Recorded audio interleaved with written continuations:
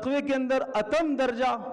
راستے میں چلتے چلتے ایک کھجور نظر آئی، بھوک کی کیفیت تھی، اس کو لے لیا، کھا لیا. کھانے کے بعد خیال آیا معلوم نہیں کس کی کھجور ہے، یہ دانہ کھجور کا میں نے کھا تو لیا ہے مگر مالک کی اجازت کے بغیر ہے، معلوم نہیں کوئی صدقے کی کھجور ہے، معلوم نہیں کون اس کا مالک ہے.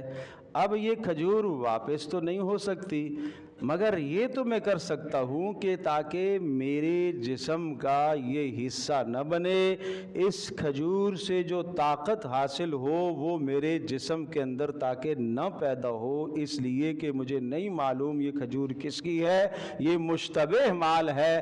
اور پیٹ بھر کر پانی پیا اور قے کر کے اس کھجور کو واپس نکال دیا.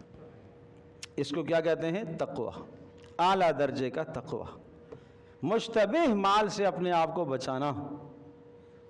اللہ اکبر. آج تو ہم دوسروں کے مال پر ہاتھ صاف کر لیتے ہیں، آج تو ہم دوسروں کے مال پر ہاتھ پھیر لیتے ہیں، آج تو ہمارے ماحول اور معاشرے میں دوسروں کے مال کو دبا دیا جاتا ہے. اسے یاد نہیں رہا تو چھوڑو نا بھائی، اسے یاد نہیں ہے، یاد نہیں دلانا، یاد نہیں دلانا. قرض لے کر واپس کرنے کا نام و نشان نہیں ہوتا، سال ہاں سال گزر جاتے ہیں، واپسی کا نام و نشان نہ دو، قیامت میں دینا پڑے گا. قیامت میں دینا پڑے گا، ابھی نہ دو، دینا پڑے گا. اور تیسری خوبی وصدق بالحسنى، حق بات کی تصدیق کرنا.